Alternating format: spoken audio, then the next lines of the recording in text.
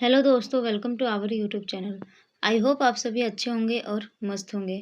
तो आज हम लोग पढ़ेंगे ज्योग्राफी 10th क्लास का संसाधन एवं विकास फर्स्ट चैप्टर, जिसका हम लोग फर्स्ट पार्ट पढ़ चुके हैं और उसमें हम लोगों ने 3 क्वेश्चन को अटेंड किया हुआ था। तो आज हम लोग पढ़ेंगे उसके आगे। इसके पहले अगर आप हमारे चैनल पर नए हो तो प्लीज़ चैनल को सब्सक्राइब करें और वीडियो को लाइक ज़रूर करें।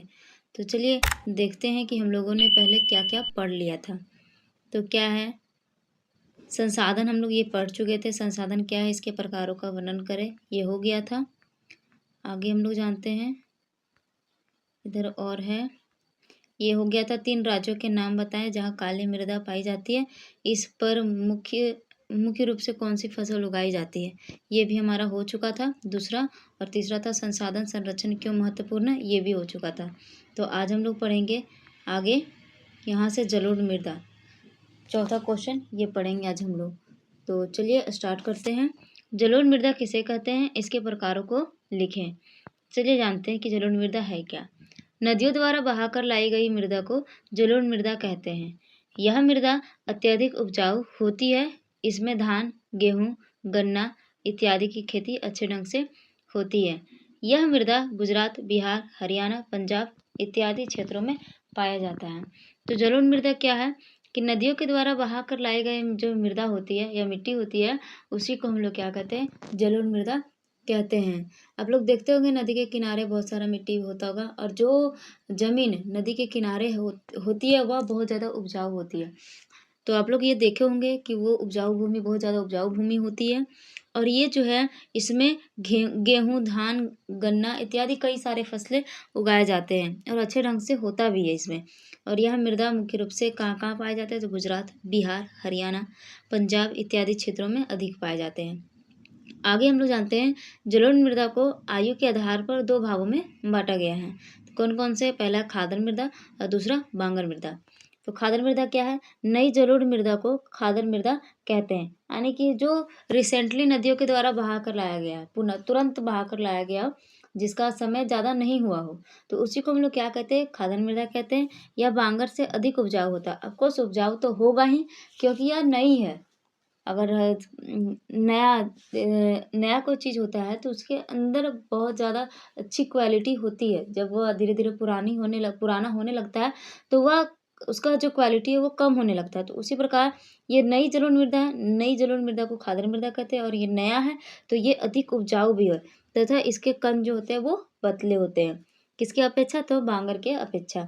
अब क्या बांगर मृदा किसे कहते हैं, पुरानी जलोढ़ मृदा को बांगर मृदा कहते हैं। यह कम उपजाऊ होता है तथा इसके कण मोटे होते हैं। तो जस्ट अपोजिट इसका कि पुरानी जलोढ़ मृदा को क्या कहते हैं, तो बांगर मृदा कहते हैं। यह कम उपजाऊ होता है तथा इसके कण जो होते हैं वो मोटे होते हैं। किसकी अपेक्षा, खादर के अपेक्षा। आगे हम लोग देखते हैं 5वां क्वेश्चन क्या है, पहाड़ी क्षेत्रों में मृदा अपरदन की रोकथाम के लिए क्या कदम उठाने चाहिए। तो क्या कदम उठाने चाहिए, तो पहला इसका हम लोग जानते हैं, पहाड़ी क्षेत्रों में मृदा अपरदन की रोकथाम के लिए निम्न कदम उठाने चाहिए। तो क्या क्या है, पहला पॉइंट बाय पॉइंट है। पहला क्या है, पेड़ पौधे अधिक से अधिक लगाए जाने चाहिए ताकि पेड़ों की जड़ें मिट्टी को पकड़े रखें। दूसरा क्या है, ढाल वाले क्षेत्रों में सीढ़ीनुमा खेत बनाकर मृदा अपरदन को रोका जा सकता है, इससे जल की गति कम हो जाएगी। तीसरा क्या है, बांध का निर्माण करना चाहिए जो जल के प्रवाह को नियंत्रित करते हैं। आगे क्या है, चौथा क्या है, पशुचारण पर नियंत्रण करना चाहिए, क्योंकि अधिक पशुचारण के कारण मिट्टी ढीली हो जाती है। आप लोग देखते होंगे जब पशुचारण मीन्स गाय बकरी वगैरह जब घास को चरती है तो जो घास को वो जो खींचती है ना, तो उसका जो मिट्टी होता है नीचे वो भी कबड़ती है और ढीली भी हो जाती है। तो ढीली हो जाती है तो पानी जब आएगा तो वो बहा कर उसको ले जाएगा। तो इसलिए पशुचारण पर भी नियंत्रण रखना चाहिए और अधिक से अधिक पेड़ पौधों को लगाना चाहिए। तो ये सभी चीज़ें करनी चाहिए, सीढ़ीनुमा खेत बनाना चाहिए। और भी कई पॉइंट है, समुच्च रेखीय जुताई करनी चाहिए, समुच्च रेखीय जो होती है खेत, ये सब करनी चाहिए। तो उपयुक्त सभी तरीकों से पहाड़ी वाले क्षेत्रों में मृदा अपरदन को रोका जा सकता है। आगे क्या, छठा क्वेश्चन, सतत पोषणीय विकास क्या है। तो क्या है, संसाधन का एक ऐसा विवेकपूर्ण प्रयोग करना जिसमें न केवल वर्तमान पीढ़ी बल्कि भावी पीढ़ियों की आवश्यकता भी पूर्ण होती होती रहे, उसे सतत पोषणीय विकास कहते हैं। अर्थात हम लोग कह सकते हैं कि मीन्स संसाधन तो है हमारे पास बहुत सारा, लेकिन उसका प्रयोग हम लोग को अंधाधुंध नहीं करना है। उसका विवेकपूर्ण मीन्स उसका हम लोग को संभाल संभाल कर उसका प्रयोग करना है, ताकि जो हमारे जो आने वाली पीढ़ी हो वो उसका ये सभी संसाधनों का लाभ वो वे सभी उठा सके। तो हम लोगों को मतलब कदम फूँक फूँक के बोला जाता है ना कि कदम फूँक फूँक के रखिए, तो हम लोग को सँभाल के उसको प्रयोग करना चाहिए। तो इसी को हम लोग क्या कहते हैं, सतत पोषणीय विकास कहते हैं। आगे हम लोग पढ़ेंगे संसाधन नियोजन से आप क्या समझते हैं। तो संसाधन नियोजन नियोजन का मतलब आप लोगों को कुछ कुछ पता ही होगा। नियोजन का मतलब क्या होता है कि किसी चीज़ को लेकर पहले से ही योजना बनाना। किसी लक्ष्य को प्राप्त करने के लिए पहले से ही योजना बनाना ही नियोजन कहलाता है। जैसे कि अभी आप लोग 2025 में क्या है, 10th में, तो आप लोगों का लक्ष्य क्या है? आप लोगों का लक्ष्य क्या है कि 2026 में हम लोग 10th में टॉप करें, तो अच्छा नंबर लाएँ। यही आप लोगों का लक्ष्य है। तो इसके लिए आप लोग जो इस लक्ष्य को प्राप्त करने के लिए जो योजना बना रहे हैं, उसी को नियोजन कहा जाता है। तो हम लोग इसमें पढ़ेंगे संसाधन नियोजन। तो चलिए जानते हैं संसाधनों के उपयोग या उपभोग के लिए संसाधनों का उचित प्रबंधन तथा उचित तकनीकी ज्ञान होना ही संसाधन नियोजन कहलाता है। मतलब क्या है कि हम लोग संसाधनों का प्रयोग आगे भी कर सकें, मीन्स भविष्य में भी इसका प्रयोग किया जा सके, इसके लिए जो हम लोग योजना बना रहे हैं, योजना बनाते हैं, उसी को हम लोग क्या कहते हैं, संसाधन नियोजन कहते हैं। भारत में संसाधनों का वितरण असमान है तथा कई जगहों पर सीमित मात्रा में ही है। मीन्स बहुत जगह बहुत भारत में बहुत सारे ऐसे राज्य हैं जहाँ पे संसाधन तो बहुत सारा है। मीन्स असमान वितरण है संसाधन का, लेकिन बहुत जगह ऐसे हैं जहाँ पे संसाधन सीमित है। जैसे हम लोग ले लेते हैं झारखंड ही, तो झारखंड अगर हम लेते हैं तो झारखंड में खनिज जो है वो बहुत ज़्यादा है। खनिज जो है वो बहुत ज़्यादा है।